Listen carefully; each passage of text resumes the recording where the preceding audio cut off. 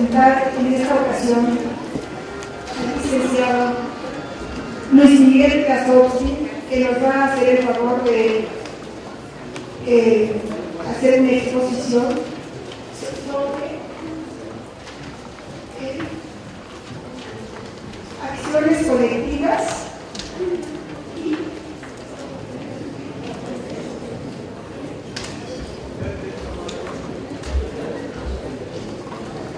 e intereses difusos. El licenciado es licenciado en Derecho por la Escuela Libre de Derecho, tiene prácticas en litigio, inversión extranjera, derecho inmobiliario, derecho bancario y derecho financiero. Dentro de su experiencia profesional, ha colaborado como asesor jurídico interno y externo en materia de negocios internacionales en Banamex. Es fundador de la firma Krasovsky Abogados en esta Ciudad de México, abogado postulante en asuntos de arbitraje y mediación y en ejecución de laudos y sentencias extranjeras. Asesor y consultor en el tema relativo a la iniciativa de ley sobre las acciones colectivas, que fue aprobada el 30 de agosto de 2011 por la Secretaría de Economía. Fue delegado de la Comisión Mexicana de Derechos Humanos en el Estado de Baja California. Ha participado en juicios en los Estados Unidos de América en su carácter de perito en Derecho Mexicano y en diversos procedimientos, incluyendo acciones colectivas. Ha participado en eventos organizados por la American Arbitration Association en México y actualmente es abogado postulante del despacho Krasovsky Asociados. Escuchémoslo. Buenas tardes. Buenas tardes a todos. En primer lugar, me da muchísimo gusto ver que haya mucha gente con interés en este tema, nuevo tema, que déjenme confesarles que en lo particular, de alguna forma me rescató del ejercicio de la profesión y refrasé. Ustedes saben como abogados que nuestra profesión es un tanto desgastante. Yo estoy poco más de mitad camino, tengo 53 años y para serles franco, hace 2 o 3 años como que ya me comenzaba a aburrir la profesión y de repente, por accidente y un poquito por razón de circunstancias de ubicación, yo resido en Tijuana hace muchos años. Entonces allá tuve contacto con lo que son las class actions en primer lugar en San Diego y me impresionó mucho que a través de un solo procedimiento se le pudiera brindar justicia a mucha gente, ¿no? Es más, me llevó a tocar participar como mero miembro de la colectividad y de repente recibir un chequecito de $35 porque yo había comprado un seguro de algo en el pasado y me comencé a meter, ¿no? Entonces, cuando veo que está la iniciativa de ley en México, me acerqué al entonces secretario de Economía, licenciado y doctor en Derecho Bruno Ferrari, y le dije: oye, Bruno, cuiden esta ley. De verdad, esta ley es una gran oportunidad para la sociedad para equilibrar la relación entre las grandes empresas y los consumidores. Y va más allá, ¿no? También podría haber sido un instrumento también para controlar los servicios gubernamentales y nosotros como ciudadanos. Y finalmente, por andar de hablador, me convertí en asesor gratuito de la Secretaría de Economía, lo que nos llevó a estudiar el tema todavía con mayor profundidad, y cuando se logró ya que se publicara en el diario oficial el 30 de agosto de 2011, ya no me cupo duda que lo que yo quería hacer era dedicarme a esto, y en buena medida me comencé a dedicar a las acciones colectivas, y a la fecha ya tenemos presentadas 7 acciones colectivas, de las cuales les platicaré en el curso de la plática. También hemos representado empresas, porque lo que les quiero decir para comenzar es que para mí este es un nuevo litigio, como yo digo, es un nuevo animal. Todo lo que hemos litigado, yo tengo 30 años litigando, es totalmente diferente, y eso es lo que lo hace muy bonito, ¿no? Voy a leer un poco y retomaré platicar con ustedes.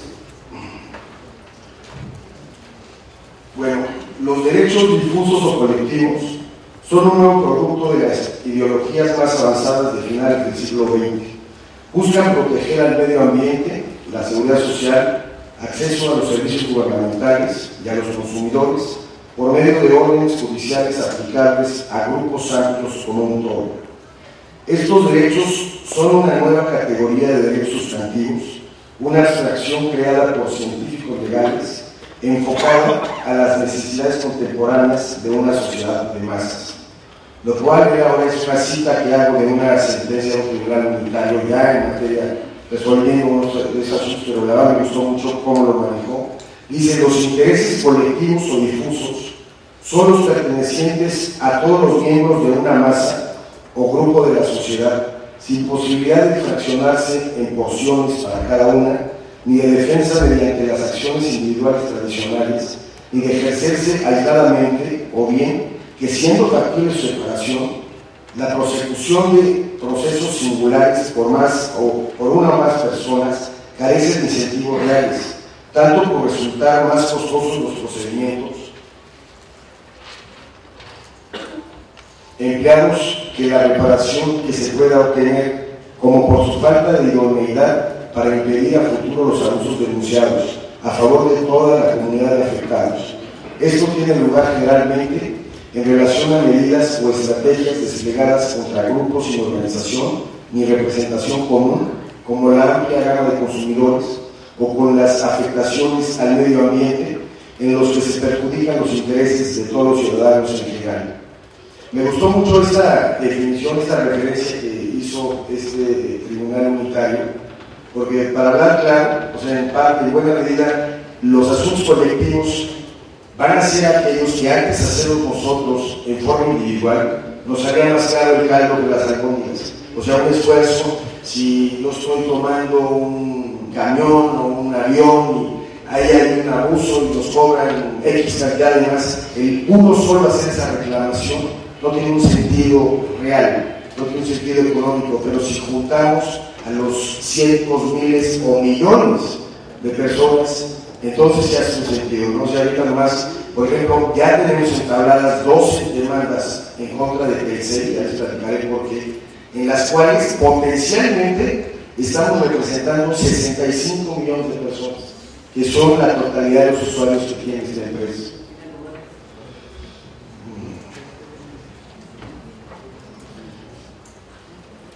El problema que tenían antes estos intereses y derechos difusos es que hasta la reforma, los portadores de los intereses difusos no tenían un adecuado acceso a la justicia, y los derechos difusos tampoco tenían una protección inadecuada en nuestro orden jurídico nacional.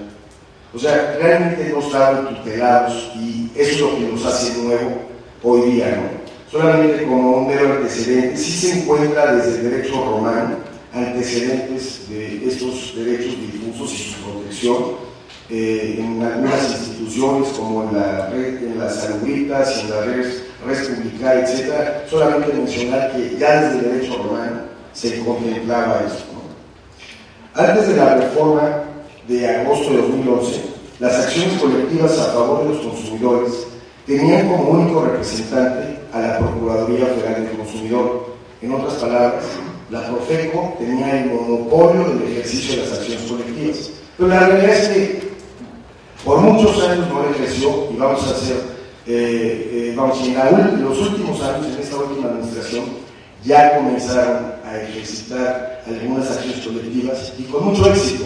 Así condenaron a una empresa constructora, si mal no recuerdo, en Chihuahua, en la que la declaración, la sentencia fue: te condena al desarrollador a cumplir, a reparar los daños de todos estos señores, que eran miles, que compraron casas ahí, y ya lo único que tenían que hacer estas personas era llegar y promover un incidente.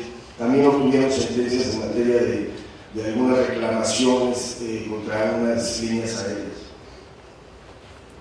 Como decía, para mí este nuevo proceso colectivo causa una ruptura estructural con el sistema tradicional.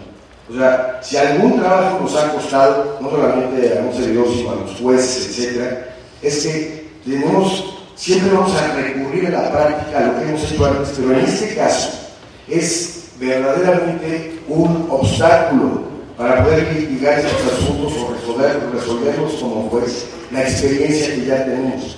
Imagínense que el artículo 583 del Código Federal de Procedimientos Civiles le ordena de alguna vez al juez al juzgar, tener en cuenta la naturaleza jurídica de los juicios colectivos, pero va más allá. Prácticamente le dice que al juzgar tienes que velar por los intereses colectivos y por el interés público. O sea, de alguna forma le está diciendo, hay que reconocer que aquí hay una parte de debilidad. Eso, para los jueces ha sido muy difícil llevar esto a aplicación. Creo que vale la pena mencionar breve, lo que es este artículo 583, que es muy breve, lo voy a leer. Dice: el juez interpretará las normas y los hechos de forma compatible con los principios y objetivos de los procedimientos colectivos, en aras de proteger y tutelar el interés general y los derechos e intereses difusos, no intereses colectivos. Bueno, también se diferencia muchísimo al litigio individual, al litigio tradicional que conocemos, que de alguna forma, en este tipo de procedimientos, la litis no se construye con la demanda y la contestación de la demanda. Establece la ley, y todos sabemos que es una reforma al Código Federal de Procedimientos Civiles, pero yo siempre me refiero a ella como la ley de acciones colectivas, ¿no? Establece la ley que cualquier persona puede allegarle al juez información, documentación, etcétera, durante el curso del procedimiento, a efecto de robustecer la acción de la colectividad. O sea, ustedes imagínense que la litis pues no se cierra como estamos acostumbrados, ¿no? Otra gran diferencia que nos ha causado algunas contiendas judiciales es que las circunstancias de modo, tiempo y lugar pues no son realmente relevantes. Nosotros estamos súper acostumbrados cuando redactamos la demanda o como juzgadores la revisamos y tal, a ver cuáles son las circunstancias de modo, tiempo y lugar. Pero imagínense, una acción colectiva, como ya veremos más adelante, se puede iniciar con más de 30 personas, el representante común de 30 personas. Volviendo a mi ejemplo de Excel, ¿qué representatividad puede tener, qué importancia puede tener de escribirle al juez cómo le fallaba el teléfono a uno y qué le pasó al otro, etcétera? Cuando son nomás 35, aquí el problema es que estamos alegando que le falla a 65 millones de personas, ¿no? Entonces, este es otro elemento, y sí, por ahí hay un artículo que establece que no se tiene que probar el cumplimiento, vamos a llamarlo así, de cada uno de ellos, ¿no? Entonces, en el conocimiento, digamos, como nos enseñaron en la escuela a analizar los conceptos jurídicos, pues nosotros somos muchos mismos a conceptos, ¿no? Y a ver, quiero entender lo que son los intereses difusos, o sea, eso no es tan relevante, en mi opinión, en esta materia. Y por eso, antes de entrar a analizarlos, porque finalmente los tenemos que analizar, yo me permití preparar una especie de principios que, en mi opinión, rigen a los asuntos colectivos y no son meros principios que han salido, han derivado de las experiencias que hemos tenido en esto, ¿no? Pues les confieso que cuando veo la contestación de la demanda de los del Telcel, que la verdad tienen muy buenos abogados, pues prácticamente me deja sin dormir. Me preocupa mucho porque tipo de abogados que articulan muy bien sus argumentos, desarrollan, 100 argumentos en una cuestión de procedencia, y eso me obligó al día siguiente estar en la oficina del juez a decirle, oye, hay que entender esto, ¿no? Porque es una trampa. Como juzgadores estamos acostumbrados que el juez tiene que entrar y analizar el 100% de los argumentos que presentan y tal. Y aquí es relevante, no hay que perder de vista que lo que está en juego son derechos sociales, derechos de carácter social, y las acciones colectivas representan mucho más que eso. Entonces me voy a permitir leer unos principios que para nosotros son aplicables en materia de procesos colectivos. 1. Acceso a la justicia para todos. La inclusión de las acciones colectivas en el Código Federal de Procedimientos Civiles significa una evolución de nuestro sistema jurídico que ha comprendido la importancia de hacer efectivo y eficiente el acceso a la justicia pronta y expedita consagrado en el 17 Constitucional, especialmente para las personas que antes no lo tenían. En ese sentido, las acciones colectivas vienen a dar un instrumento a los grandes grupos de personas que por razones económicas, culturales y sociales no estaban en posibilidad de acudir a los órganos de administración de justicia. Se me ocurre pensar, y vamos a tratar que más, probablemente es el caso más ejemplificativo para distinguir las acciones difusas, colectivas en sentido estricto, individuales homogéneas, es el caso de Coppel, ¿no? Este tipo de empresas que venden a plazos. Y cuando nos metimos a analizar esta problemática, pues nos dimos cuenta que ahí, como la ven, no les dicen que van a pagar intereses, no les enseña el contrato. Nosotros fuimos a comprar y decíamos, oye, bueno, pues sí me interesa el refrigerador, por eso déjame revisar el contrato. No, aquí no enseñamos contratos. Bueno, sí lo compro, ¿no? Digo, un refrigerador, un celular, que para un taxista hoy es un artículo de primera necesidad, ¿no? Total, que lo firmo, pues ahora sí puedo tener copia de mi contrato, es política de mi empresa, no dar contrato. Entonces, hasta que se imprime un ticket, cuando el que compró, que además es un sector de la sociedad pues, muy marginado, va a comprar ahí porque no tiene dinero y nadie va a dar crédito, se da cuenta que va a pagar unos intereses que no puede cubrir, caen en mora en cosa de 15 días, 30 días, y luego hay unos intereses moratorios que andan por ahí del 180%. Su vida se vuelve una pesadilla. Ellos, poderse defender ahí, imposible. Ellos llegan con una publicidad engañosa, a eso sería una acción difusa que ya veremos más adelante, que va a hacer ciertos pagos pequeños que él sabe que viene a hacer. Luego esta empresa opera con un esquema de negocios, cambiar eso sería la acción colectiva en sentido estricto, en el sentido de que le dicen, si lo quieres, pasa este escritorio, entonces ya es banco, pero ya es un banco. Cuando todos sabemos que de acuerdo a la ley de la Profeco se tiene que explicar claramente cuando son ventas a plazo, lo que van a pagar, etc. Y luego ya viene lo que es la reclamación individual, en la que contra lo que vamos es contra la nulidad o inexistencia de los intereses. Esa acción cualquiera la podría ejercer y le beneficia solo a él. Las otras, si se obtienen resultados, son indivisibles, le benefician a todos. Pero déjenme ir al segundo principio. Dos derechos del consumidor. El SPRIT informa la institución del procedimiento especial de las acciones colectivas se encuentra en perfecta sintonía con la protección a los derechos del consumidor ante las prácticas tradicionalmente abusivas e ineficientes de los grandes proveedores, que hasta ahora habían gozado de una verdadera impunidad debido a un sistema jurídico en el que se entendía el derecho de acción como uno esencialmente individual, sin comprender su verdadera dimensión de interés social. Estos derechos del consumidor recientemente fueron incorporados al rango de garantía individual como consecuencia de los tratados internacionales suscritos por México y la modificación del artículo 28 constitucional, al establecer la ley protegerá a los consumidores y propiciará su organización para el mejor cuidado de sus intereses. Ya veíamos que en 583 le decía al juez, oye, hay que velar por el interés colectivo. Pues aunque no lo dijera la Constitución, dice, hay que respetar ese derecho y esa garantía individual, ese derecho fundamental, que es el derecho del consumidor. Evolución en la mentalidad del juzgador. Todo esto se debe traducir en una verdadera evolución en la mentalidad de los juzgadores, quienes, en tratándose de acciones colectivas, deberán orientar su labor más a la realización de la justicia que a la aplicación literal de la ley común. Esto teniendo en cuenta que la protección de los derechos e intereses del consumidor, como ya se ha dicho, tiene la categoría de derechos fundamentales y así ha sido consagrado en el artículo 28 constitucional. Una de las clásicas defensas que a todos nos toca ver, participar en el lado en que estemos, por ejemplo, es la de incompetencia. Por supuesto, las demandas que presentamos, que el CEL no dejó de presentar, bueno, todos no han presentado una excepción de incompetencia. Y bueno, muchas veces puede ser muy frívola, una excepción.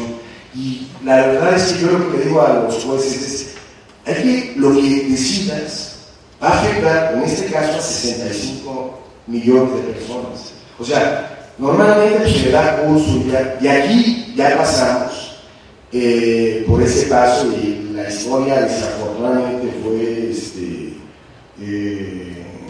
grotesca, porque el juez de Tijuana se declaró incompetente, lo mandó a la Ciudad de México. En México el juez se lo regresó, que por cierto, como ustedes saben, la ley le confió estos juicios a los jueces del distrito, regresó al juez de Tijuana y le dijo, bueno, pues ya, hazte cuenta como que consultaste con alguien, tú eres el competente, y asume la condición, no, todavía está colegiado, perdimos 8 meses, y como yo les decía, lo mismo pasó en el caso de Coppel, nomás que ahí se fue a Culiacán. Oye, estos señores los están persiguiendo en moto para cobrar los intereses, cometiendo abusos, y a la colectividad no le interesa nada el concepto de la competencia. Últimamente, ¿qué es la competencia? A ver quién es más apto. ¿Están de acuerdo que es tan apto el juez de Tijuana, de Culiacán, de México? O sea, pero no. Entonces, y les comentaba, yo creo que el juez cuando maneja estos asuntos, pues tiene que ser consciente. No es lo mismo que en un asunto se pierdan 8 meses porque el expediente se acaba de pedir la opción de competencia a realmente decir, bueno, está afectando a muchas personas, ¿no? La realidad es que en otros asuntos sí las excepciones se han desechado de plano y sí hay jueces que han aplicado más estricto y sí, ya recurren, pero sin que se entorpezca el procedimiento, ¿no? Prioridad de los intereses colectivos es uno de los principios que decimos debe imperar. En los procedimientos colectivos, el juez deberá poner siempre el interés de la colectividad por encima de los formalismos legales, poniendo un freno a las prácticas de entorpecimiento de la justicia que son comunes en nuestro medio judicial. Para ello deberá acudir constantemente al artículo 583 del Código Federal de Procedimientos Civiles, el cual indica que debe interpretar las normas y los hechos en forma compatible con los principios y objetivos de los procedimientos colectivos en aras de proteger y tutelar el interés general y los derechos e intereses colectivos. Facultades para mejor proveer. En las acciones colectivas, el juzgador deberá poner constantemente en práctica las amplias facultades para mejor proveer que le confiere el artículo 598 del Código Federal de Procedimientos Civiles, siempre teniendo en cuenta su deber de tutelar y proteger los intereses colectivos. Esto especialmente en la etapa de certificación de la demanda colectiva. 6. Privilegiar el procedimiento e impulsar el acuerdo de las partes. El juzgador deberá privilegiar en todo momento el buen curso del procedimiento a efecto de que las partes tengan la oportunidad de llegar a la audiencia conciliatoria con las condiciones propicias para que lleguen a un acuerdo. Cabe señalar que al ser esta una nueva práctica jurídica, es muy probable que cualquiera de las partes imponga las resoluciones y será hasta las instancias superiores, tribunales unitarios o colegiados e inclusive la Suprema Corte, en donde se irán definiendo los criterios.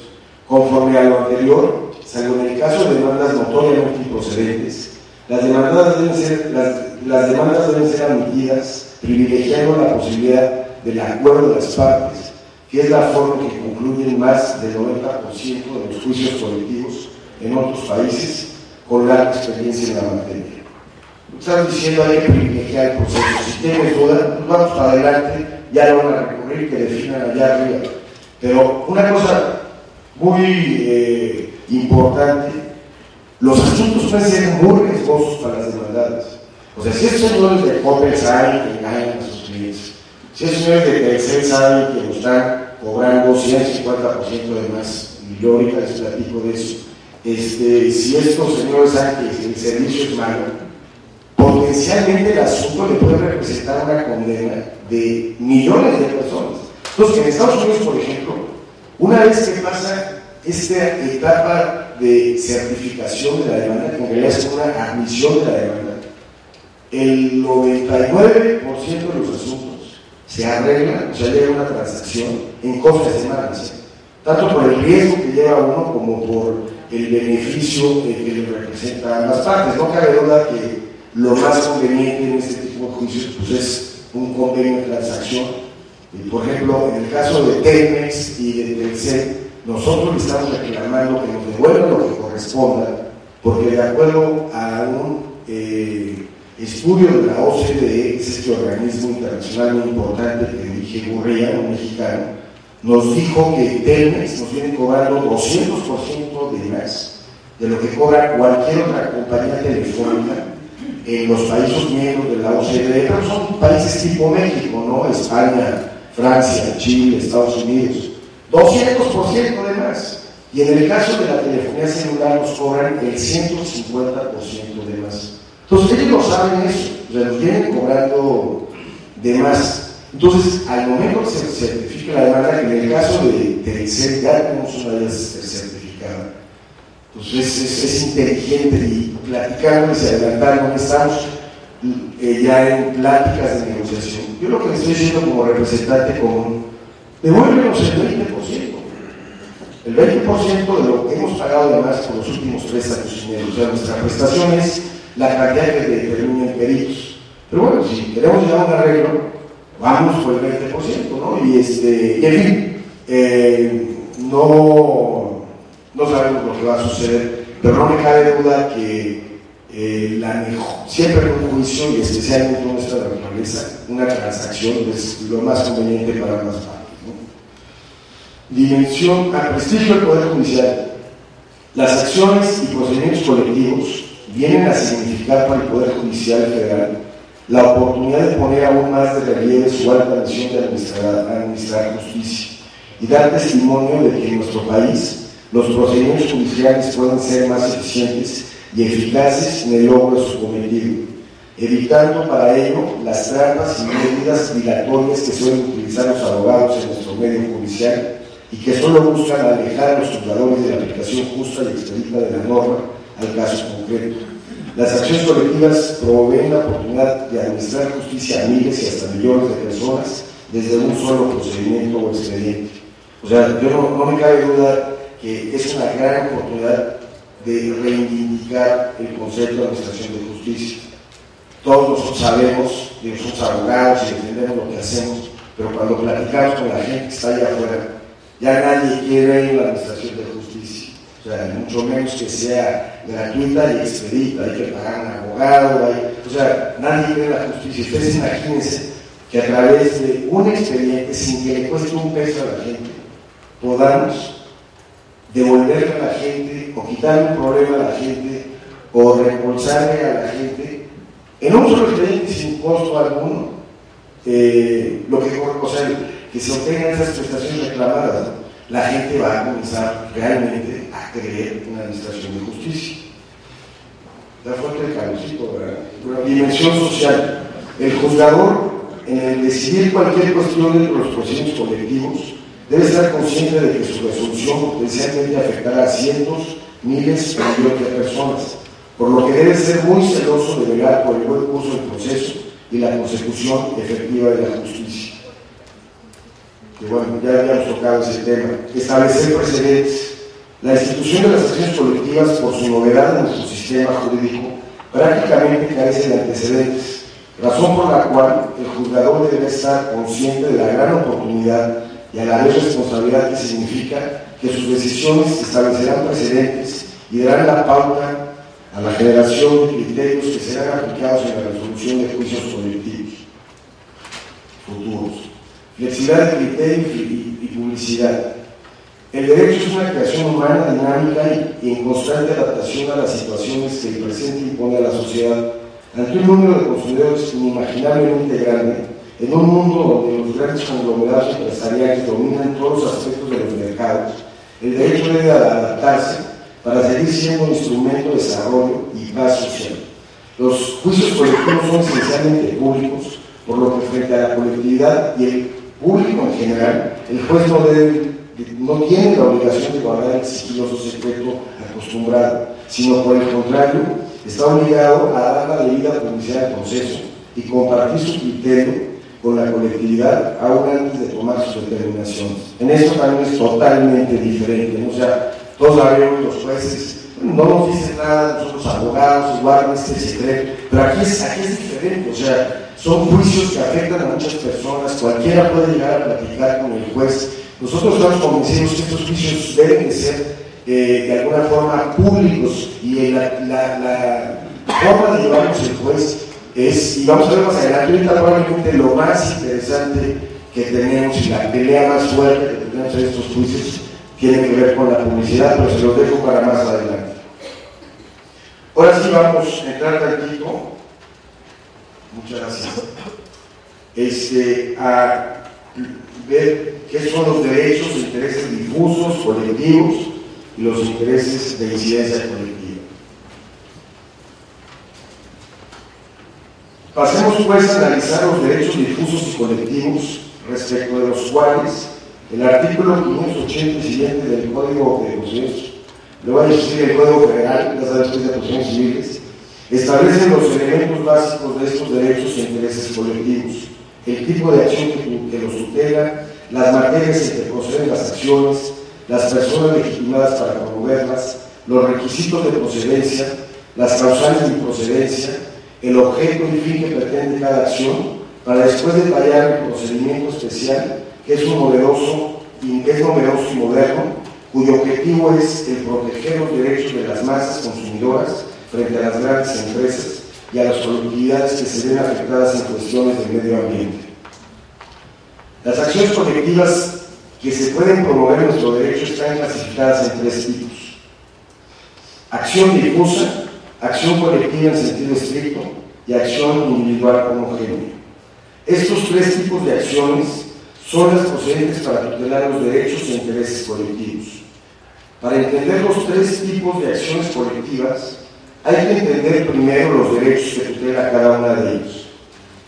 Según el referido ordenamiento, las acciones difusas son aquellas de naturaleza indivisible que se ejercen para tutelar los derechos e intereses difusos, cuyo titular es una colectividad indeterminada que tiene por objeto reclamar judicialmente del demandado la reparación del daño causado a la colectividad, consistente en la restitución de las cosas al estado que guarden antes de la afectación, o en su caso, el cumplimiento sustituto de acuerdo a la afectación de los derechos o intereses de la colectividad, sin que necesariamente exista vínculo jurídico alguno entre dicha colectividad y el demandado.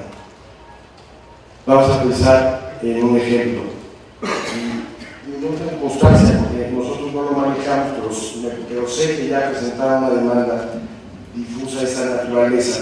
¿Se acuerdan lo que sucedió en el Golfo de México con British Petroleum, que nos desgració el Golfo de México hace poco? Bueno, pues ya se presentó una acción colectiva y una acción difusa en la que lo que se le está demandando, si lo que se le está demandando es que restablezca el medio ambiente, que yo no sé mucho de ecología, pero en fin, que lo que manchó el petróleo lo regenere, que restablezca los pescados que mataron. Esa acción, pues, evidentemente, no importa que la ejerza una persona, beneficia a todas las personas. Es indivisible, no se puede satisfacer su protección si no se satisface la de otras. Es un ejemplo muy claro de lo que es una acción difusa. También podemos pensar, volviendo un poquito al caso de Coppel, pues la publicidad de engaños, una acción que pretende eliminar la publicidad engañosa, pues es una acción difusa. Lo mismo si determinada, los que se benefician de la misma forma, el tener éxito o el ejercicio de esa acción, el obligar a la empresa a hacer, pues va a beneficiar a gente indeterminadamente, ¿no? Las acciones colectivas en sentido estricto son aquellas de naturaleza indivisible que se ejercen para tutelar los derechos e intereses colectivos, cuyo titular es una colectividad determinada o determinable. Allá hay una diferencia con las acciones difusas. En la otra es una colectividad indeterminada y en este caso es una colectividad determinada o determinable, con base en circunstancias comunes y cuyo propósito es reclamar judicialmente del demandado la reparación del daño causado consistente en la realización de una o más acciones o abstenerse de realizarlas, así como a cubrir los daños en forma individual a los miembros del grupo y que derivan de un vínculo jurídico común existente por mandato de ley entre la colectividad y el demandado. Otra diferencia, en las difusas no hay un vínculo jurídico necesariamente, ¿no? Pero les insisto, así las diferencias que nosotros como abogados es que quiero entender la diferencia entre lo difuso y lo colectivo. Eso es realmente lo importante. Estas acciones no son conceptualmente, y más adelante vamos a analizar, y ya pasó en los tribunales, y puede haber coexistencia de las tres acciones, pero ya lo veremos más adelante, ¿no?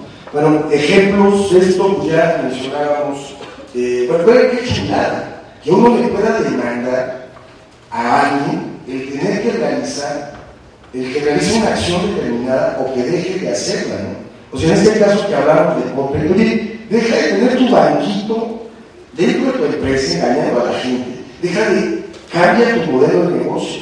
Que podamos hacer eso, a mí me parece que, bueno, el instrumento que nos puso en la mano el legislador como ciudadanos es maravilloso, ¿no? Por ejemplo, ahorita nosotros estamos trabajando en una acción colectiva que queremos iniciar y la queremos dirigir contra las refresqueras.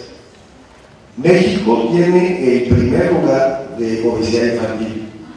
Un refresco tiene de 6 a 8 cucharadas de azúcar.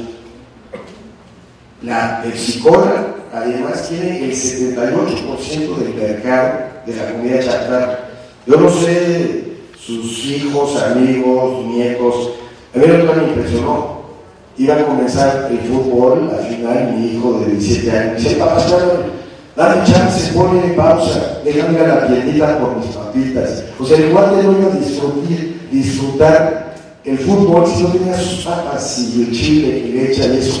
¿Por qué? Porque nos han metido a través de publicidad como parte de nuestra dieta. Eso, bueno, ahora les podemos reclamar, en el caso concreto lo que estamos haciendo es que no vendas refrescos y productos chatarras de la escuela, de las escuelas, ni tampoco en los lugares a los que los niños tienen acceso directamente, ¿no? Como pueden ser las tienditas, porque finalmente pues, las calles ya no tanto por la inseguridad, pero pues, son como el patio de recreo de los niños, ¿no? Y a mí me parece, y va a ser muy interesante porque de alguna forma queremos contraponer el derecho que tiene una empresa de ejercer el comercio como ellos lo quieren hacer, y el derecho a la salud que tenemos los ciudadanos, especialmente los niños, ¿no? Pero vean, o sea, es una acción colectiva que ahorita lo único que estaba mencionando esto, para dar un ejemplo, se pueden demandar acciones concretas que le afectan a una colectividad determinada o determinada, ¿no? Y luego vienen las acciones individuales homogéneas, son aquellas de naturaleza divisible que se ejercen para tutelar los derechos e intereses individuales de incidencia colectiva, cuyos titulares son los individuos agrupados con base en circunstancias comunes y cuyo objeto es reclamar judicialmente de un tercero el cumplimiento forzoso de un contrato o su rescisión con sus consecuencias y efectos según la legislación aplicable.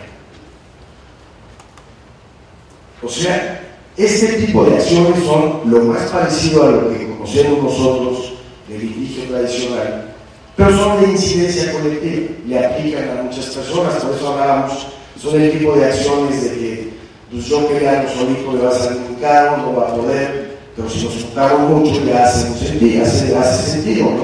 Déjenme platicarles un poquito más a detalle la demanda contra Telmex y Telcel, programas contractualmente, o sea, ahí se le está exigiendo el cumplimiento forzoso del contrato. Muy sencillo. Ya les decía yo a mí, porque primero presentamos una demanda por eficiencia de servicio. Es una demanda mucho más complicada, hay que probar que nos falla mucho el celular, etcétera, etcétera, y esa demanda fue la que se radicó en Tijuana y va en su curso.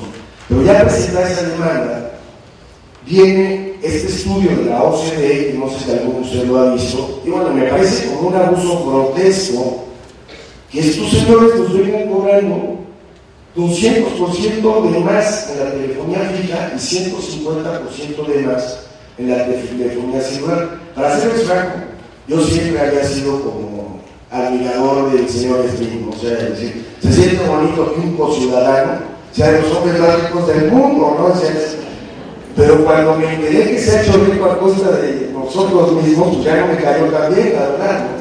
Entonces me puse a rascarle, me fui a revisar el contrato, y digo, cláusula 2, yo lo puedo revisar, el concesionario está obligado a prestar los servicios conforme varias cosas, por una de ellas la concesión.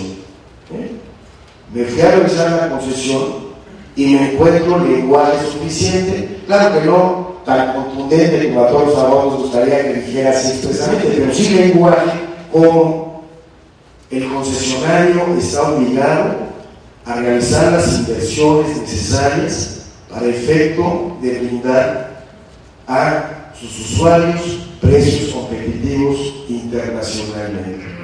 Luego entonces hacemos el silogismo y el tercer está obligado a darnos precios competitivos internacionalmente y nos vienen cobrando 150% de más, como en cualquier juicio individual, le demando que me regrese lo que le he pagado de más. Hay las asociaciones colectivas, una cuestión de prescripción de 3 años y medio, bueno, le reclamamos los últimos 3 años y medio que nos devuelvan lo que pagamos de más, según determinan peritos, y por supuesto que a futuro ya no nos cobre, sino lo que corresponde, precios competitivos internacionalmente, ¿no? Y ya vamos, ya veremos, claro que la pelea ha sido una cosa, nos quieren sin dormir, señores. Bueno, como se adelantaba ya, los derechos difusos y colectivos son aquellos derechos sociales de naturaleza indivisible cuya titularidad corresponde a una colectividad de personas, indeterminada o determinable, relacionadas por circunstancias de hecho o de derecho comunes. Esta idea está compartida en la legislación de todo el continente y gran parte de las europeas, como es el caso del Código de Defensa del Consumidor brasileño, la Ley de Enjuiciamiento Civil española y la propia Constitución Política de Colombia. En realidad nuestra legislación siguió mucho a la legislación brasileña. Bueno, todos los legisladores consultaron muy mucho a un autor que se apellida Gudi o Guidi, y sí hubo mucha influencia aquí. Brasil tiene pues, como 15 años más de experiencia que nosotros en esto. Vamos a ver cuáles son los elementos de la definición. Vamos viendo primero los derechos o intereses de naturaleza indivisible y casi individual. Más bien, en los derechos difusos vemos que su naturaleza es indivisible y casi individual. Se puede dividir, en el caso del petróleo, restablecer las cosas ahí, y es casi individual, el interés no es de una sola persona, ¿no? Son derechos que pertenecen a la colectividad y no pueden ser divididos entre los individuos de la misma. O bien, que los interesados se hallan siempre en una especie de comunión tipificada por el hecho de que la satisfacción de uno solo implica necesariamente la satisfacción de todos, así como la lesión de uno solo constituye ipso facto lesión de la entera comunidad. Esta característica es propia tanto de los derechos e intereses difusos como de los colectivos.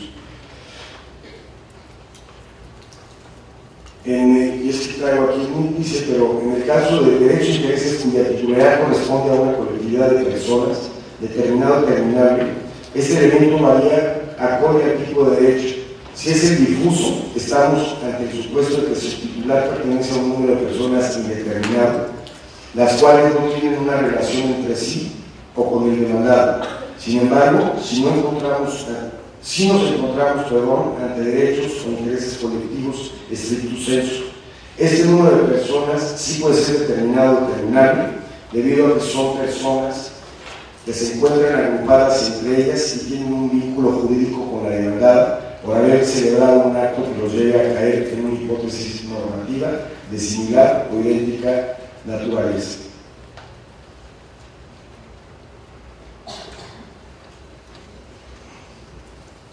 También son una colectividad de personas relacionadas por circunstancias de hecho o de derecho comunes. Se refiere a que los miembros de dicha colectividad se vean relacionados como tal, al afectarles la misma circunstancia de hecho o de derecho.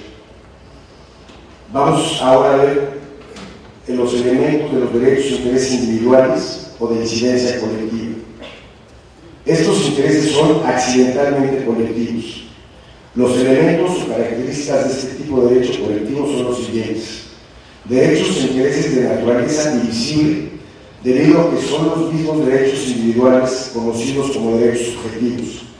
Sí son divisibles entre cada miembro de una colectividad, por lo que pueden ser ejercidos individualmente. Sin embargo, por el hecho común que genera el daño individual, es que pueden ser exigidos a través de la vía colectiva. Estos derechos siempre tienen un origen común y es por ello que también son llamados derechos individuales homogéneos. El origen común no es otra cosa que la noción de la existencia entre la colectividad de cuestiones comunes de hecho o de derecho. Derecho e intereses cuya titularidad corresponde a los individuos integrantes de una colectividad de personas determinable. Contrario a los derechos e intereses difusos y colectivos, el derecho no pertenece a la colectividad, sino que el derecho pertenece a cada miembro integrante del grupo, pero que por tratarse de un grupo es determinante. Individuos integrantes de una colectividad de personas relacionadas por circunstancias de derecho es un grupo de personas relacionadas entre sí por una circunstancia común, de hecho o de derecho, y la ley les da la capacidad de defender sus intereses individuales en forma colectiva.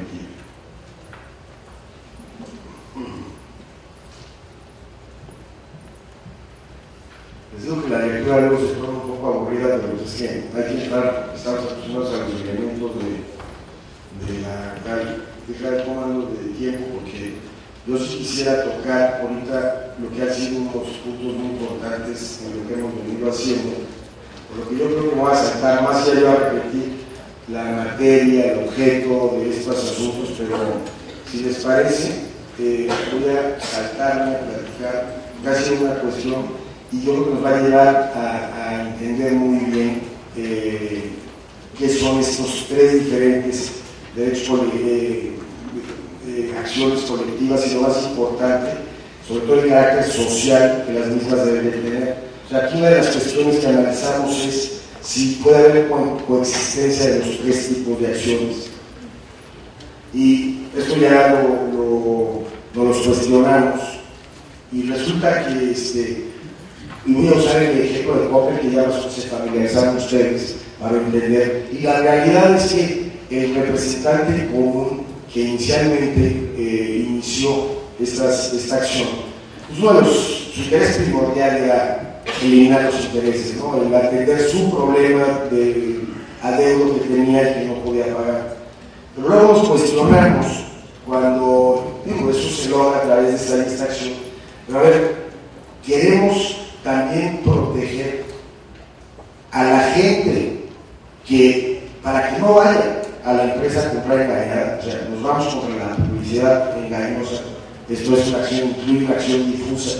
Y dos, nos vamos contra el modelo. O sea, ahí es donde está determinado y indeterminado. El modelo de personas el modelo de negocio que sigue. O sea, ya llegó alguien a la gente, y hay a los que los convencen de que firmen el contrato, de que compren el producto, o los que no los convencen, ¿no? Pero si nos vamos en contra del modelo de negocio, el hecho de que pasen a este escritorio que es el banco, entonces estamos ejercitando una acción colectiva en sentido estricto. Y pues a mí no me cabe duda que estas mismas circunstancias, estos mismos hechos, lo que es el negocio, se debe de poder ejercitar en forma individual. En realidad, el juez inicialmente dijo no. O sea, yo leo que el Código Federal separa y divide las acciones, pero realmente nos costó, y no fue sino hasta después de una apelación que logramos que se admitiera, ¿no? Y digo, en el caso de... Hay un artículo por ahí inclusive que establece el 606, en caso de que una colectividad haya ejercitado por los mismos hechos de materia simultánea una acción difusa y una acción colectiva, el juez proveerá la acumulación de las mismas en los términos de este código. Digo, entonces es sentido común, ¿no? Si son las mismas situaciones de hecho se aquejan, aquí solamente son los derechos, el diferente tipo de derecho que está ejercitando, pues entonces deben de ventilarse en el mismo procedimiento. Pero sin embargo, para los jueces, sí, como vamos a ver más adelante, uno de los requisitos de las demandas es establecer qué tipo de acción se está ejercitando, ¿no? Entonces, si se inicia una acción en el que incluye más de una acción colectiva, pues sí se debe de aclarar, pues especificar qué tipo de acción, pero definitivamente nosotros pensamos que sí puede presentarse en un solo procedimiento, ¿no? Bueno, vamos a lo que es la legitimación activa. Y si no les importa, yo voy a quitar el saco porque no es bueno.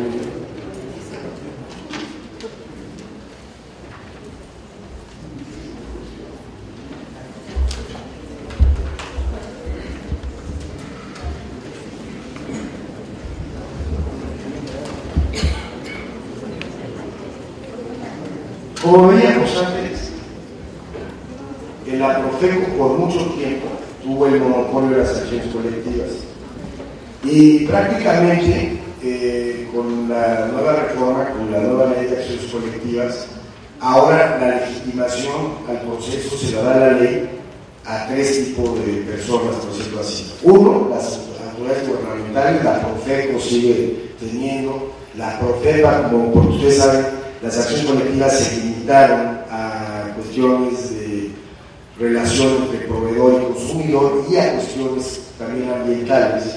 Entonces, todas las autoridades, incluyendo el procurador, tienen legitimación para promover la acción colectiva.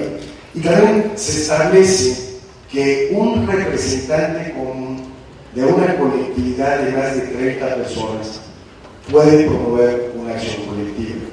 La ley, la verdad, no se mete a dar mucho línea de cómo se forma esta colectividad, cómo se designa el representante común. Inclusive nosotros en nuestras primeras demandas dijimos, bueno, el artículo 7 del Código Federal de Procedimientos Civiles, ahí sale la representación común, y decidimos, en algunos casos, pues que firmen toda la demanda, ¿no?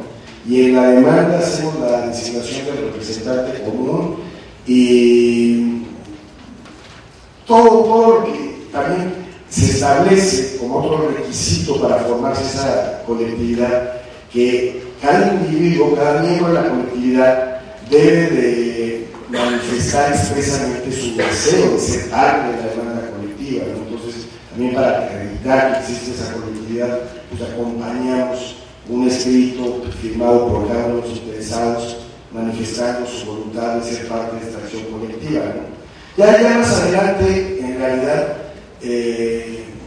pues como que nos sofisticamos un poquito más y dijimos, bueno, vamos a que nos sirven un instrumento local, que lo hacemos poder, ahí mismo que manifiesten su voluntad de demandar en la vía colectiva, que se designe al representante común, etcétera, y le damos una forma, le damos certeza, ¿no? Porque algún juez, especialmente en el asunto de Coppel, que crean, es gente que no podía ir a la oficina porque viven temerosos de que si no va al trabajo, llega tarde, los corren y tal. Ha sido muy difícil formar esa colectividad porque pues, no se tiene la oportunidad de darle más forma, y los jueces, bueno, algunos jueces sí siguen existiendo con más forma, pero nosotros hemos aterrizado de esa forma cuando se puede y en un documento formal como nos gusta ante el fedatario público, pues hemos aterrizado reuniendo todos estos requisitos o elementos que les acabo de designar. Pero sí, lo que no hay duda es que la colectividad debe estar formada previamente a presentar la demanda. Sí debe ser un interés colectivo y la designación del representante común debe ser previa, porque no es que nosotros lo hicimos así por temor de que no nos admitiera la demanda, pues que la firme cada quien o promuevo como representante legal y representante colectivo de realidad. Los jueces, como debe ser, han reconocido el carácter del representante común y es y en la representación realmente lo que se ha exigido es que exista previamente y que sea fehaciente esa designación del representante común.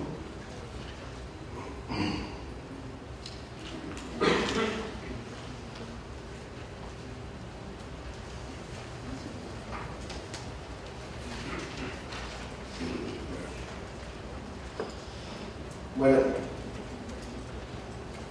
nuestro sistema estableció, y esto nos va a llevar a lo que para mí es el tema más apasionante, y a lo mejor me lo salto para luego irnos al procedimiento.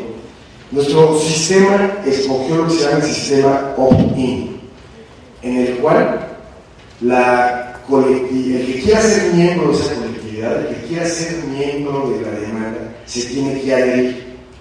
La legislación realmente es muy moderna y lo único que necesita una persona para adherirse es manifestar su voluntad de adherirse. Le tiene que mandar una comunicación, una carta al representante común. Yo me quiero adherir a la demanda y es obligación del representante común adherir. Obviamente en esa notificación pues le estamos pidiendo que acompañen los recibos del demandado pues, para acreditar que existe una relación jurídica entre ellos, ¿no? El recibo, la factura, etc. Así de sencillo es, pero si la gente no se adhiere, no le va a beneficiar la sentencia. Y la ley es tan moderna que establece que aún 18 meses después de dictada la sentencia, una persona miembro de la colectividad, que ya vemos que es personas que estén en las mismas situaciones de hecho o de derecho, se puede adherir a la colectividad. La recomendación es sin duda que lo hagan antes de la sentencia, porque si lo analizan bien en la ley, se tiene una carga adicional muy grave a que se adhiera después de la sentencia, porque prácticamente la ley dice, pues tienes que ahora tú probar el daño individual que se te causó, lo que para mí va a dar lo más importante de una acción colectiva, que es que la colectividad no tenga que contratar a un abogado. El que ya se aventó y es representante común tiene la obligación de hacerlo. Pero en fin, llegamos al tema que yo les quiero tocar, porque además ahorita es de lo que vamos, que es muy importante y muy interesante. Gracias a Dios, la carga de llamar a la colectividad se la dio el legislador al juzgador, e inclusive en la ley se establece la obligación que ya se hizo de formar un fondo del Consejo de la Judicatura para absorber estos gastos, ¿no? Entonces, como les decía, ya llegamos al momento de que se certifican 3 de las demandas, hablando de Telcel, Nextel y Telnor, que Telnor es la versión de la California de Telmex, telefonía fija. Y pues, ¿qué hicieron los jueces? Pues, ¿por qué no? Mando poner un edicto en un periódico de mayor circulación. O sea, con una publicación de un edicto en esa sección que todos sabemos que nadie ve, vamos a pretender notificar a 65 millones de personas, en el caso de Telcel, ubicadas a lo largo y a lo ancho de la República Mexicana, o en el caso de Nextel, 3.750.000. Por el amor de Dios, o sea, no hemos podido sacar de ahí a los jueces. La ley establece, me parece que es el artículo 591, parámetros súper claros de cómo debe de ser esa notificación, y entre otras cosas dice que debe ser por diversos medios, o sea, no es un medio, por diversos medios. Se debe tomar en cuenta a quién se le quiere, cuál es su localización, y sí dice que tiene que ser idónea, eficiente y económica.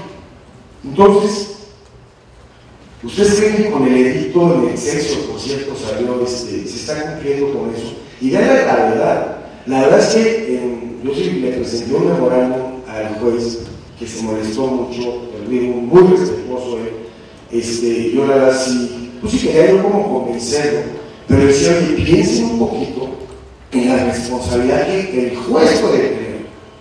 O sea, ya estamos llegando a otros niveles de responsabilidad en este país. ¿Qué pasa? Llegamos a un convenio o llegamos a sentencia, se dice que se va a devolver el 20%, que yo, como digo, para mí es son públicos y abiertos, y eso es lo que le propusimos tanto al Nextel como a Telcel, como representante común. Pasa el tiempo, reembolsan a los que se adhirieron. Y aquí la magistrada, dentro de 2 años, dice: yo quería que me devolvieran mi dinero. Pues le voy a reclamar al juez: yo no me enteré de que tenía esta opción porque publicaste solamente en el Excelsior un delito. Aquí es un nivel de responsabilidad mucho más grande. Digo, a mí no se trata de hablar de la responsabilidad, pues ya nos dio palo el juez, el distrito, ya nos dio palo el unitario, ya nos dio palo colegiado en una primera etapa, porque primero, y ahorita les quiero tratar el tema de lo económico, dijimos: al juez, ok, económico, vamos a hacer una cosa, obliga a estos señores, el CNC, que en su página de internet, así, y en sus facturas, que las mandan por correo electrónico y tal, que no les va a costar nada, pongan una leyenda de la demanda para que sus clientes efectivamente tengan este derecho. Bueno, pues tampoco nos quisieron conceder esa, y esa fue la que perdimos, inclusive ya en el colegiado, ¿no? Lo cual nos dio luz a nosotros, porque primero, bueno, lo que posteriormente planteamos es: a ver, ¿qué significó económico? Si para determinar qué es económico, pues hay que ver de qué se trata esto, ¿no? ¿Cuánto vale esta demanda? Si en el caso del ICEL estamos hablando de notificarle a 65 millones de personas para que vengan, manejando valores mínimos, para que vengan a reclamar 84 mil millones de pesos. Esto es lo que representaría obtener el 20% de los 65 millones de clientes que nos devolvieran lo que pagamos, 84 mil millones. Pues te parece bien, pues, que el 5% de esto económico, bueno, el 1, digo, ok, vamos, el 0.1, porque la única forma que se va a poder cumplir con el artículo 591 es a través de una campaña de publicidad. Y si de veras queremos notificar a 65 millones de personas en toda la República Mexicana y hacerles conocimiento que tienen esta opción, el famoso opt-in, y que si no lo hacen, no se van a beneficiar. Y no solo eso, que pueden venir a ayudar. La verdad es que nosotros estamos esperando que se unan, como nos llama la ley, otros abogados, ingenieros de telecomunicaciones, gente, para hacer una causa más sólida. Claro que nos estamos peleando ahora sí con sanción a las patadas, ¿no? Y la ley prevé eso. O sea, aparte del interés de que se sepa más, pues, para que llegue más gente a hacer más sólido el asunto, ¿no?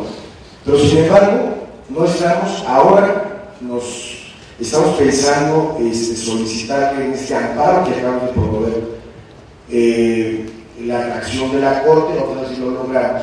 Pero para mí es tan importante como que se puede dejar a millones y millones de personas sin una posibilidad, porque no se van a enterar.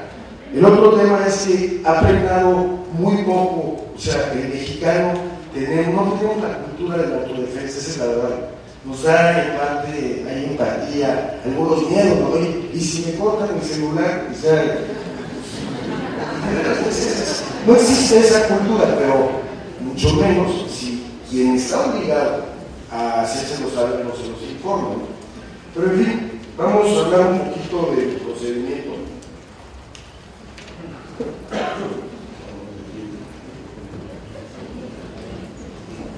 El proceso relacionado con las acciones colectivas consta de varias etapas.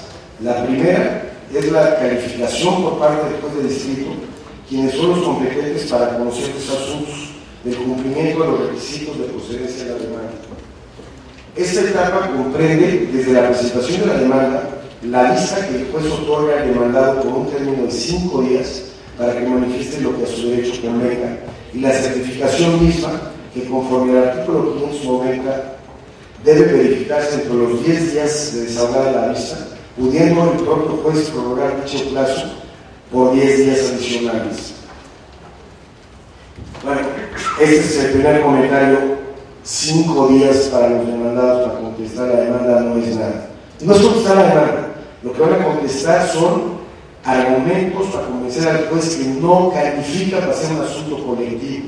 Ya les decía yo, en Estados Unidos, Después de que pase esa etapa, se arreglan los asuntos. La realidad es que yo creo que sí se debería haber proporcionado más tiempo a la empresa demandada, pero bueno, la recomendación es a ellos pues, que se preparen, porque aquellas empresas que tienen, no se dan cuenta, porque no cuidan a sus clientes, ya vamos a decir que abusen, son candidatos a acciones colectivas. En el mundo de los hechos no se ha respetado estos plazos, ya les platicaré las excepciones de incompetencia, y no se han respetado, por lo que sí también el término para contestar la demanda de las demandas es enorme, porque hasta que no pasa todo este proceso es cuando le comienza a correr el plazo para contestar la demanda.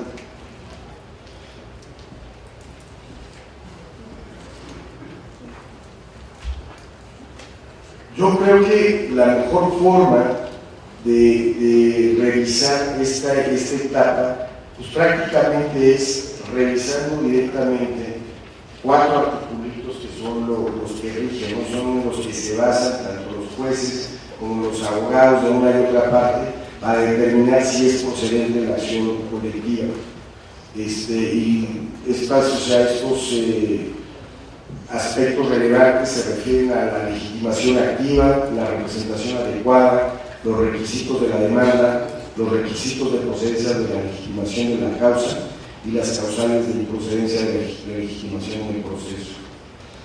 Nos dice el artículo 587, la demanda deberá contener el tribunal desde el cual se promueve el nombre del representante legal señalando los documentos con los que de su personalidad.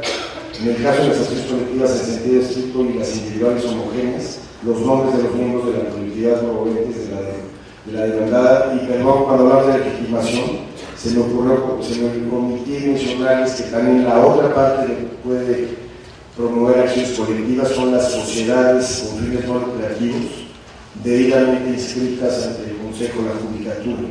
Entonces, estas sociedades tienen que cumplir muchos requisitos, pero los requisitos que deben cumplir se regulan en la propia ley, en el Código Federal de Procedimientos Civiles, y al final de cuentas los valida el Consejo de la Judicatura, y para poder ejercer acciones en nombre de la colectividad requiere ese registro.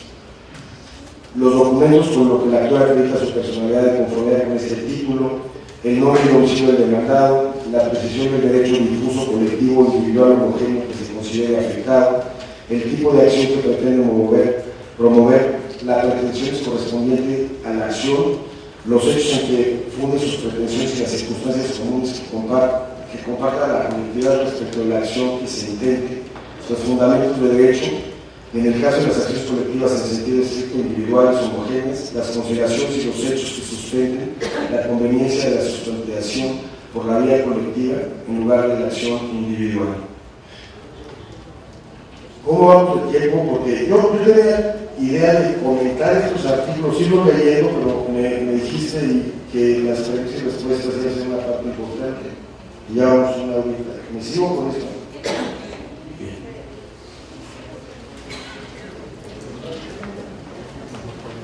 Dice, el juez podrá prevenir a la parte actora para que aclare o subsane su demanda cuando advierta la omisión de requisitos de forma, sea oscura o irregular, otorgándole un término de 5 días para tales efectos.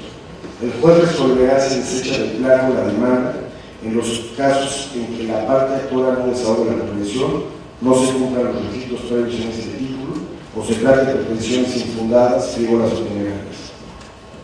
Son requisitos de procedencia de la legitimación en la causa los siguientes: que se trate de actos que dañen a consumidores o usuarios de bienes o servicios públicos o privados o al medio ambiente, o que se trate de actos que haya dañado al consumidor por la existencia de concentraciones indebidas o prácticas monopólicas declaradas existentes por resolución firme emitida por la Comisión Federal de Competencia.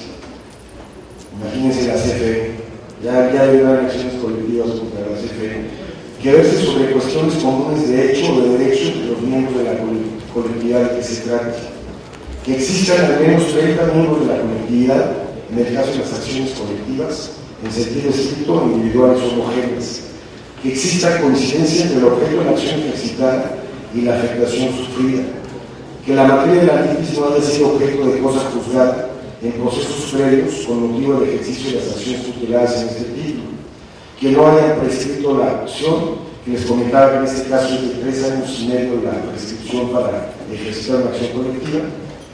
Y tal. Ahora, las causales de improcedencia de la legitimación del proceso son los siguientes: que los miembros promoventes de la colectividad no hayan otorgado su consentimiento en el caso de las acciones colectivas en sentido estricto o individuales homogéneas, que los actos en contra de los cuales se interesa la acción constituyan procedimientos administrativos seguidos en forma de juicio o procedimientos judiciales, que la representación no cumpla los requisitos previstos en este título, que la colectividad de la acción colectiva en sentido estricto o individual homogénea no pueda ser determinable o determinada en atención a la afectación a sus miembros, así como a las circunstancias comunes de hecho o derecho de dicha afectación, que su desahogo mediante el procedimiento colectivo no sea idóneo.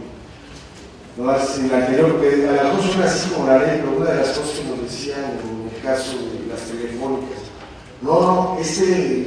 eran 35, ¿no?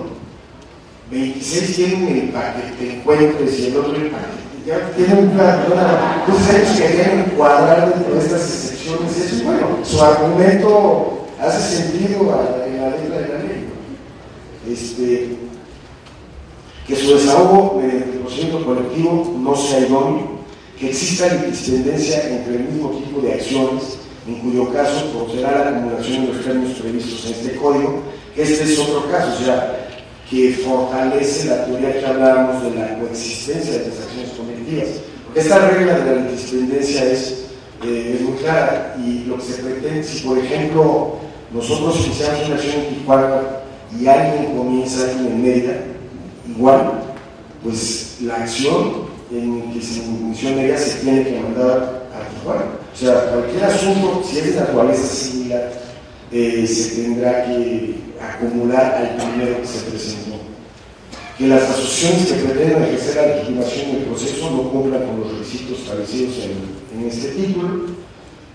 El juez, de oficio o a petición de cualquier interesado, podrá verificar el cumplimiento de estos requisitos durante el procedimiento. Entonces, esto es lo que se realiza en esta primera etapa.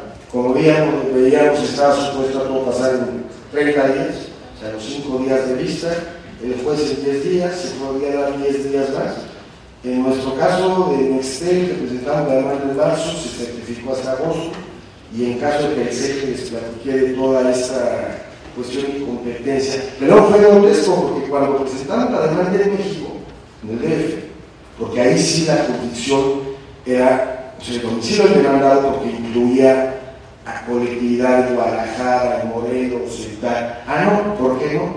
Ahora nos presentaron una excepción de incompetencia diciendo que el juez competente en el lugar de domicilio de la sucursal. O sea, el argumento totalmente contrario nos hicieron en Tijuana y que tomó 8 meses, ahora lo presentan aquí. Aquí es donde, y malamente, pues sí retrasan los procedimientos, ¿no? Esa se certificó hasta diciembre.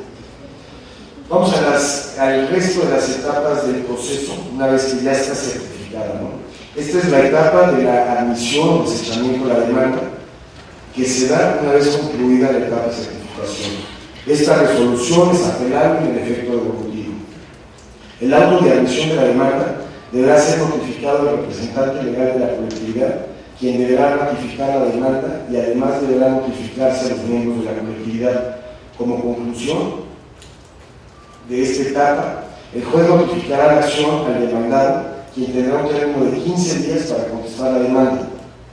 Y una vez contestada la misma, se dará vista por 5 días a la actora para que manifieste lo que de su derecho convenga. Como ya lo apuntamos anteriormente, a diferencia de los juicios individuales, la litis no se cierra en este momento, ya que el juez debe recibir todas aquellas manifestaciones o documentos escritos o orales de terceros ajenos al procedimiento que acudan ante él en calidad de ámbitus curiae o en cualquier otra, siempre que sean relevantes para resolver el asunto controvertido y que los terceros no se encuentren en conflicto de interés respecto de las partes. Ya veremos con el tiempo y la experiencia cuál será el efecto y la eficacia real de esta disposición, que a mí me parece particularmente interesante. La tercera etapa es la audiencia de conciliación, en la que el juez propondrá soluciones al litigio y exhortará a las partes a solucionarlo, pudiendo llegarse en ese momento a un convenio que tendría fuerza de cosa juzgada. La fecha para que se lleve a cabo esta audiencia deberá ser señalada por el juez inmediatamente después de realizar la notificación de la admisión de la demanda al representante de la colectividad. Actualmente estamos en esta etapa en los asuntos del Mestel, del CER y TENU, y en términos generales hemos acordado suspender el procedimiento por un plazo de 30 días, tiempo en el cual hemos estado activamente negociando una posible transacción a los juicios colectivos. Cabe señalar que en los Estados Unidos, ya se lo mencionaba, estos juicios concluyen unas cuantas semanas después de la certificación. Ya luego viene la etapa probatoria y alegatos, y se da en caso de que las partes no lleguen a un convenio, obviamente. Se abre el juicio a prueba por un periodo de 60 días hábiles, y admitidas las pruebas se señala fecha para la celebración de la audiencia final en la que se desahogarán las pruebas. Una vez concluido el desahogo de pruebas, el juez da vista a las partes para que en 10 días presenten sus alegatos. Destaca en este punto que conforme al artículo 601 no es necesario que la parte actual ofrezca y pruebe individualizadamente por cada uno de los miembros de la colectividad, lo que nos lleva, ya decíamos, a una de las diferencias más importantes con los juicios individuales.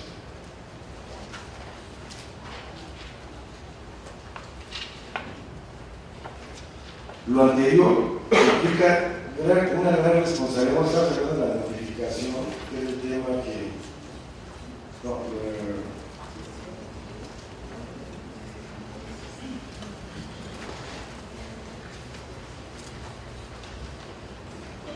aquí ya traía el tema de la notificación, como debe ser, así es que también ya lo vimos, y traigo ya nomás dos puntitos que son la estrategia procesal que en nuestra opinión se debe seguir en estos juicios, una breve comparación con el derecho extranjero y pues creo que también nos metíamos a criticar un poquito, o más bien decir que es una ley perfectible, ¿no? En cuanto a la estrategia procesal, es también, en nuestra opinión, muy diferente a la que hemos seguido. En realidad, nosotros como abogados estamos acostumbrados a pelear los asuntos hasta la muerte, ¿no? Y meter todo tipo de recursos, etc.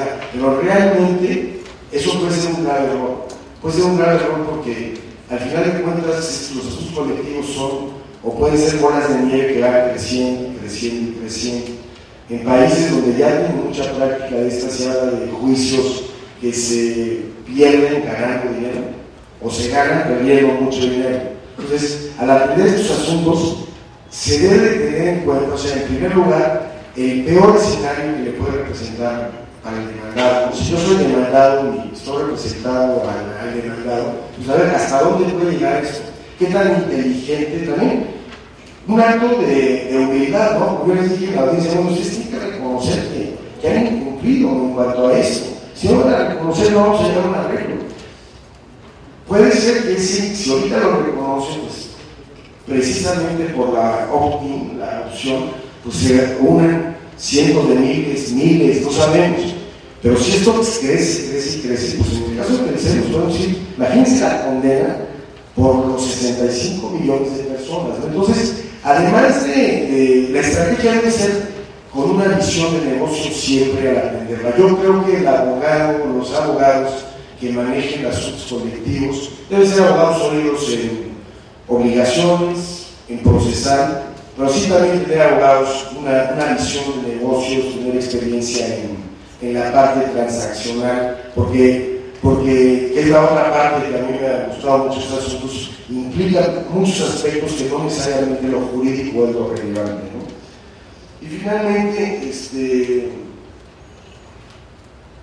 en cuanto a la crítica a la ley, el punto medular es que desafortunadamente se limitó a cuestiones de proveedor, relación proveedor-consumidor y cuestiones ambientales. Como veíamos al principio, se pretende que estos derechos se protejan también contra cuestiones gubernamentales, o sea, para que de verdad pequeños grupos de 30 personas puedan exigir, imagínense, acciones colectivas en el IMSS.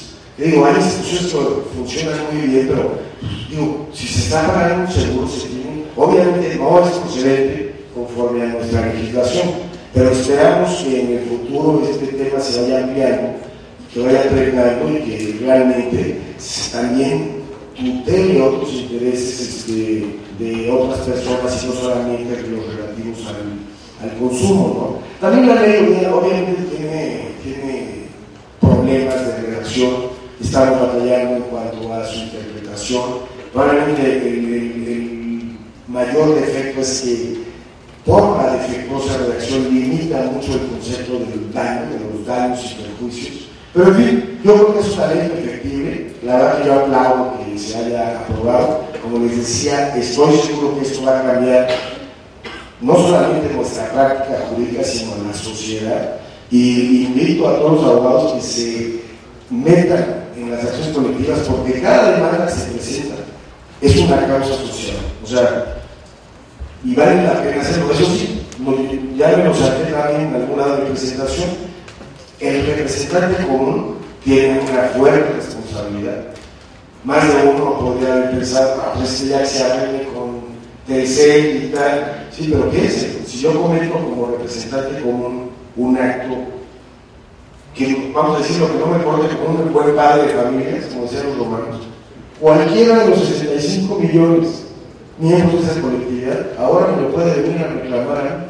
Entonces sí, el grado de responsabilidad es alto, pero vale la pena. Yo, como les decía, ya estaría el momento en que me aboliera el derecho, no tanto porque me aboliera lo que hacía, también quería buscar cómo hacer algo por la sociedad, por una causa social, y esta es la combinación perfecta porque está súper interesante jurídicamente, tiene una trascendencia social y podemos hacer cosas que trasciendan, y no solamente, como siempre nos ha visto toda la sociedad, abogados ahí pues peleando por intereses individuales y con la verdad muy mala fama que tenemos. Este tipo de acciones pueden dar mucha satisfacción personal, pueden dar mucha justicia a través de todo el expediente, y también me lo salvé, puede ser muy remuneratorio. Y qué bueno que cierre yo con eso. Y dice uno, ¿y cómo voy a ganar? Pues tampoco este abogado está bueno. Lean el arancel que está en el Código Federal de Funciones Civiles. La ley dice que en asuntos de menos de 100, están salarios mínimos, pero más o menos es asuntos de menos de 120 millones de pesos. El abogado tiene derecho, el representante común, a un honorario que oscilará entre el 10 y el 20%, de acuerdo a lo que decide el juez. Y en casos de más de 120 millones de pesos, entre el 3 y el 11%. Yo, la verdad, en toda mi experiencia nunca he visto un arancel, o más bien, me han aplicado un arancel que sea conveniente, pero díganme ustedes si nuestros números suenan además atractivos. Un asunto del 10 o el 20%, o un asunto de más de 120 millones, el 3% ya es un gran honorario, ¿no? Pues muchas gracias y ojalá se cumpla la necesidad.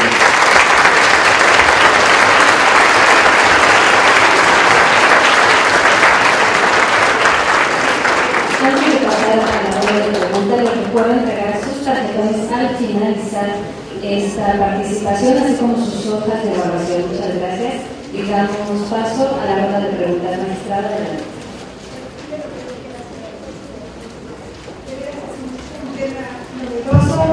Muy brillante su exposición, y trato de reunir las preguntas que son más o menos similares, porque ya no nos da tiempo de muchas. Aquí algo que me inquieta mucho, hay varias preguntas al respecto: si se puede demandar a las instituciones gubernamentales o a las paraestatales y demás, como el ISSSTE, el seguro, si podemos requerir los servicios del gobierno por este medio. Sí, como comentábamos, no se puede, se debe de tratar de bienes o servicios, prestación de ellos de servicios públicos o privados. Por ejemplo, a la Compañía Federal de Electricidad, que estaba en primer lugar de quejas en el 2011 ante la Profeco, sí se puede demandar, pero al ISSSTE no, al IMSS no, etcétera. Otra inquietud aquí es cómo se puede corroborar el cumplimiento de una sentencia favorable para los consumidores y en caso de que estos resulten beneficiados, ¿quién cobra el dinero que se les devuelve? Muy interesante pregunta. Ante la desconfianza del legislador de los abogados, se establece expresamente que el dinero se entrega directamente del juez al interesado, a la colectividad. Por ejemplo, si en esta negociación en la que estamos con estas empresas llegáramos, sale cada cheque a nombre de cada interesado directamente, y en cuanto a la otra parte de la pregunta, obviamente la sentencia la dicta un juez. Si es un convenio, que es donde entraría más esa pregunta, el convenio por supuesto debe ser aprobado por el propio juez, pero también por parte de la Profeco. Aquí también la pregunta, ¿estamos frente al nacimiento de un nuevo derecho colectivo? Sin duda, y ahora con la nueva ley de amparo, o sea, estamos ante el resurgimiento de una nueva etapa desde mi punto de vista. O sea, lo que está haciendo la ley de amparo, que ya también pues mete amparos colectivos al tratar el interés legítimo, intereses difusos. Lo que hizo es que abrió, si la puerta del amparo sea de ese tamaño, pues ya no las hizo de tamaño del auditorio, ¿no? Tanto por el frente como por atrás. Y sí, estas acciones colectivas definitivamente son totalmente nuevas y van a cambiar, y yo creo que van a despertar el interés de no solamente la comunidad jurídica, sino de la sociedad, porque se puede lograr mucho a través de ella. ¿Qué tipo de excepciones puede proponer? Todas. Veíamos que la pregunta es qué excepciones se pueden oponer. Bueno, pues en primer lugar, en esta etapa de los requisitos de procedibilidad, pues estuvimos revisando qué dice la ley al respecto. Hoy les daba de ejemplo un poco como de broma, pues oye, no están en la misma situación jurídica porque tiene un contrato diferente, hablando de los paquetes de las telefónicas, o no se reúne la colectividad, o sea, no se manifestó adecuadamente tal. En el caso de Coppel, por ejemplo, al juez no le gustó la idoneidad del representante común. En ese caso, el representante común, pues uno de los señores que compraron un Coppel, ¿no? Y el juez como que dijo, no me parece que es idóneo. Pero en cuanto a la excepción de la demanda, como cualquier otra demanda, ellos presentan, o sea, ellos se van a excepcionar dependiendo de lo que se esté demandando, ¿no? Y vamos a suponer que en eso es lo que más se parece a lo que es el litigio tradicional. Ya después, cuando se contesta la demanda, pues ya se trata de un asunto en el que pues, se procura desvirtuar las acciones que están necesitando. ¿Adherirse a la demanda por vía internet y ha iniciado el procedimiento? Sí, también gracias por la pregunta, porque sí, nosotros de las demandas que ya se han certificado, hemos creado páginas de internet muy sencillas, se llaman colectividadtelcel.com, colectividadnextel.com y colectividadtelcel.com, y a través de esas páginas cualquier interesado se puede adherir. Ahí vamos a batallar, estamos comenzando a batallar porque obviamente pues, nos escanean los recibos, nos escanean la carta de consentimiento, y si ya algún juez no me está gustando, porque ya ven que en México las copias fotostáticas no tienen ningún valor probatorio, pero sí existen esas páginas, y hay otra que se llama launionhacelafuerza.com.mx y otra demandascolectivas.com.mx. Estas se refieren también a demandas que no se han certificado porque ya están en proceso.